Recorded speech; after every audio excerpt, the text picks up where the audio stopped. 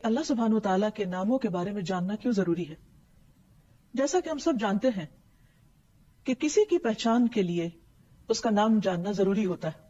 عام روزمرہ زندگی میں بھی ہم دیکھتے ہیں کہ کسی بھی چیز کے ساتھ خوبصورت تعلق، خوبصورت معاملہ اور اس کی خوبصورت پہچان اسی وقت ہوتی ہے جب ہمیں اس کا نام معلوم ہوتا ہے.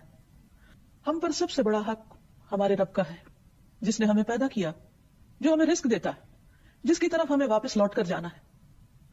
اس کے ساتھ ہمارا تعلق اسی وقت درست ہو سکتا ہے جب ہم اس کو پہچانتے ہوں، اور اس کی پہچان کے لیے اس کے ناموں کو جاننا، اس کی صفات کو جاننا بے حد ضروری ہے. اللہ سبحانہ وتعالیٰ نے ہمیں اپنی عبادت کے لیے پیدا کیا ہے. اس عبادت کا حق اس وقت تک ادا ہی نہیں ہو سکتا جب تک ہم اپنے معبود کو، یعنی جس کی ہم عبادت کرتے ہیں، اس کو جانتے نہ ہوں. خود اللہ سبحانہ وتعالیٰ نے قرآن مجید میں اپنے بارے میں اپنی پہچان کرائی ہے. رسول اللہ صلی اللہ علیہ وسلم نے اللہ سبحانہ وتعالیٰ کی پہچان مختلف ناموں کے ذریعے کروائی ہے. اللہ سبحانہ وتعالیٰ فرماتے ہیں وَلِلَّهِ الْأَسْمَاءُ الْحُسْنَى فَادْعُوهُ بِهَا، اور اللہ کے لیے ہیں اچھے اچھے نام، تو اس کو ان ناموں کے ذریعے پکارو، اس سے دعا کرو. یعنی اگر ہم اس کے سامنے اپنی حاجات رکھیں گے تو کس طرح رکھیں گے؟ ظاہر ہے اس کو پکار کر. اور کس طرح پکاریں گے؟ اس کے ناموں کے ساتھ ہی. مثلا جب ہم بخشش چاہیں تو کیا کہیں گے؟ یا غفور اغفر لی، اے بہت زیادہ بخشش فرمانے والے تو مجھے بخش دے.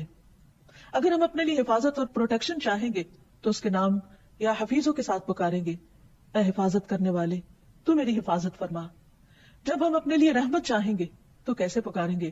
یا رحیم ارحمنی، اے رحمت فرمانے والے تو مجھ پر اپنی رحمت فرما. اسی طرح اس کے ناموں کے ساتھ اس کو پکارنا اس کی عبادت بھی ہے. اور عبادت کس طرح کہ ان ناموں کو جان کر پھر اس کے ساتھ جو ہمارا درست تعلق ہوگا اس کا حق ہم کس طرح ادا کریں گے. اس حق کو اپنے اوپر پہچاننا، اپنے بارے میں جاننا اور اس کے مطابق اس کے ساتھ معاملہ کرنا، یہ دراصل اس کی عبادت کا بہترین طریقہ ہے. کہ اللہ سبحانہ وتعالیٰ کو صرف وہی نام دیے جائیں گے جو اس نے خود ہمیں بتائے. ہم اپنی طرف سے اس کا کوئی نام نہیں رکھ سکتے، اور نہ ہی ہمیں اس کی اجازت ہے کہ ہم اس کے ناموں میں الحاد کریں، درست راستے سے ہٹیں. یعنی جو نام اللہ سبحانہ وتعالیٰ نے یا اللہ سبحانہ وتعالیٰ نے اپنے حبیب محمد صلی اللہ علیہ وسلم کے ذریعے ہمیں بتایا، اس کے علاوہ ہم اپنی طرف سے اس کے کوئی نام نہیں رکھ سکتے. مثلا ہم یہ جانتے ہیں کہ اللہ سبحانہ وتعالیٰ شفا دیتے، لیکن ہم اللہ سبحانہ وتعالیٰ کا نام ڈاکٹر نہیں رکھ سکتے، وہ نام انسانوں کے لیے. تو وہ نام جو عام طور پر ہم نے انسانوں کے لیے رکھے یا انسانوں کی جو صفات ہیں وہ اللہ سبحانہ وتعالیٰ کو زیبا نہیں ہے. اس لیے اس معاملے میں بہت احتیاط کی بھی ضرورت ہے، اور ہمیں اس معاملے میں کتاب و سنت سے آگے نہیں بڑھنا.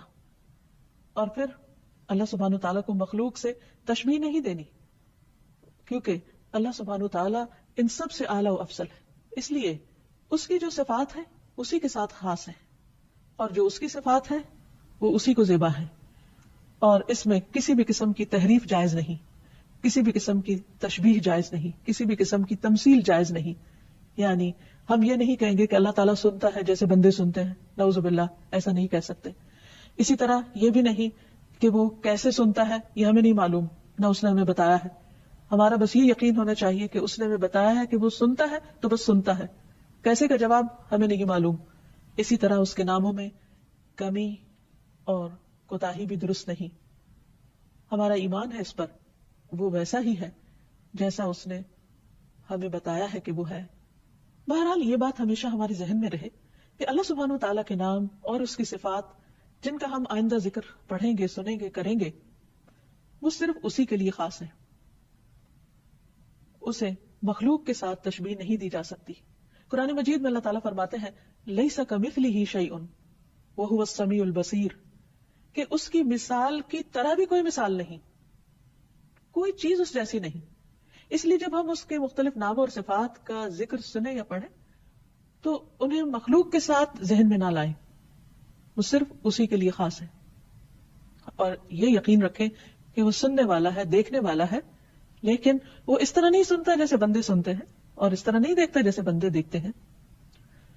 تو یہاں چلتے ہوئے یہ بات بھی ذہن میں رہے کہ اللہ سبحانہ وتعالیٰ کے ناموں اور صفات کو جاننے کے لیے کچھ قواعد، کچھ طریقے اور کچھ اصول ہیں جن کو ذہن میں رکھنا ضروری ہے. پہلی چیز یہ کہ اللہ سبحانہ وتعالیٰ کے سارے ہی نام اچھے ہیں، اللہ لا الہ الا ہوا لہ الاسماء الحسنی، اللہ وہ ہے جس کے سوا کوئی معبود برحق نہیں، سب سے اچھے نام اسی کے ہیں۔ ایک اور جگہ پر فرمایا قل ادعوا اللہ او ادعوا الرحمن ایما تدعوا فلہ الاسماء الحسنی، کہہ دو اللہ کو پکارو یا رحمان کو پکارو، تم جس کو بھی پکارو گے سو یہ بہترین نام اسی کے ہیں۔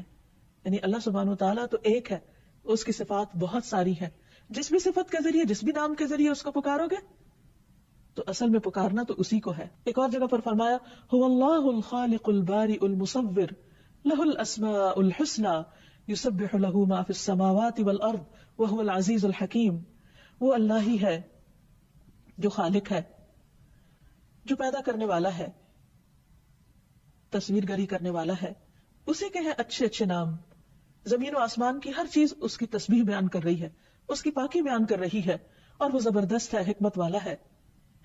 اس لیے قرآن مجید کی جتنی آیات میں اللہ سبحانہ وتعالیٰ کے ناموں کا ذکر آتا ہے، اس کی صفات کا ذکر آتا ہے، وہاں حسنہ کا لفظ ساتھ ہی آتا ہے، اور حسنہ کا معنی ہوتا ہے وہ چیز جو حسن اور خوبی کی انتہا کو پہنچی ہوئی ہو، یعنی مبالغہ کا صیغہ، یعنی جس میں مبالغہ ہے۔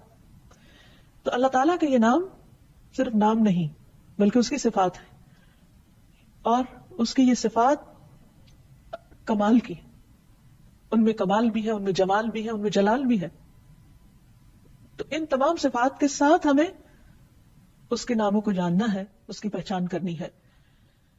پھر اسی طرح یہ بھی یاد رکھیے کہ یہ حسن دو طرح سے ہے۔ ایک تو یہ کہ یہ اپنی جگہ یہ الفاظ بڑے خوبصورت ہیں جن کے ذریعے یہ صفات ہمیں معلوم ہوتی ہیں، اور دوسرے اس اعتبار سے کہ ایک نام کو جب دوسرے نام کے ساتھ ملا کر ذکر کیا جاتا ہے تو بعض اوقات بظاہر دیکھنے میں وہ دو بالکل مختلف صفات ہوتی ہیں، لیکن وہ دو جب اکٹھی آتی ہیں تو ان کے اندر ایک اور ہی خوبصورتی اور ایک زبردست حسن پیدا ہو جاتا ہے، جس کے انشاءاللہ آئندہ ہم تفصیلات پڑھیں گے۔ مثلا یہاں بھی ہم دیکھتے ہیں کہ جیسے اللہ سبحانہ وتعالیٰ کی ایک صفت العزیز ہے اور دوسری الحکیم ہے، عموماً قرآن مجید میں دو صفات اکٹھی آتی ہیں۔ العزیز کا معنی ہے زبردست یا غلبے والا، جس میں قوت کا اظہار پایا جاتا ہے، اور دوسری طرف الحکیم حکمت والا، وزڈم والا۔ یعنی اللہ سبحانہ وتعالیٰ جہاں قوت، اقتدار، غلبے اور جبروت کے مالک ہیں، وہاں دوسری طرف وہ بہت حکمت والے ہیں۔ عموماً کیا ہوتا ہے کہ جب کسی کے پاس قوت آ جاتی تو وہ اس قوت کو جیسے چاہتا ہے استعمال کرتا ہے، لیکن اللہ سبحانہ وتعالیٰ اپنی ان تمام قوتوں کو حکمت کے ساتھ استعمال کرتے ہیں۔ اور پھر آخر میں یہ کہ اللہ تعالیٰ کے نام صرف کسی مخصوص تعداد یا مقدار میں نہیں،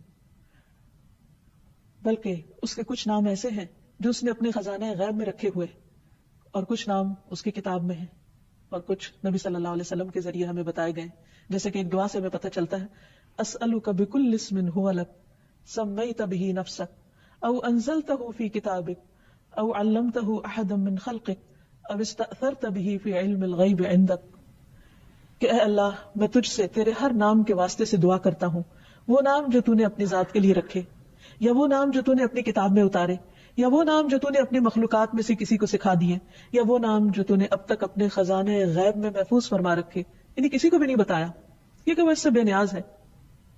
تو میں تیرے ان تمام ناموں کے ذریعے تجھ سے دعا کرتا ہوں۔ تو یاد رکھیے کہ اللہ سبحانہ وتعالیٰ کے صرف 99 یا 99 نیمز ہی نہیں، اس سے زیادہ ہیں۔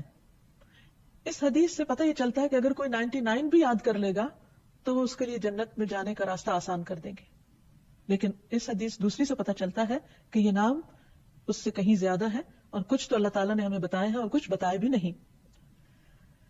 اور آخر میں یہ کہنا چاہوں گی کہ جب تک ہماری زندگی ہے، جب تک اللہ سبحانہ وتعالیٰ نے ہمیں بولنے کی، اظہار خیال کی استطاعت دی ہے، اس وقت سے ان گھڑیوں سے فائدہ اٹھانا چاہیے اور اللہ سبحانہ وتعالیٰ کو خوب خوب پکارنا چاہیے۔ کہیں ایسا نہ ہو کہ مہلت کے یہ لمحات ختم ہو جائے اور پھر ہم اپنے اعمال کے ساتھ اللہ کے حضور حاضر ہوں۔ اس وقت اگر خدا نخواستہ ہمیں وہ انجام دیکھنا پڑا جو ہمیں پسند نہ ہو تو وہاں اس کو پکارنا کچھ بھی فائدہ نہ دے گا۔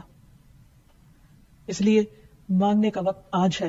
آئیے اللہ تعالیٰ سے دعا کریں کہ اے اللہ تو ہمیں اپنے تمام ناموں کے وسیلے سے، اپنے تمام ناموں کے ذریعے ہم پر اپنی رحمت فرما، ہمیں ان کی پہچان کروا دے، ہمیں اپنی ذات کی وہ معرفت دے کہ جس سے ہمارے یقین اور ایمان میں اضافہ ہو، جس سے ہمارے لیے تیری عبادت آسان ہو، جس سے ہمارے اندر تیری محبت اور تیری چاہت کا ذوق پیدا ہو۔ اے اللہ تو ہمارے لیے اس کام کو آسان فرما دے۔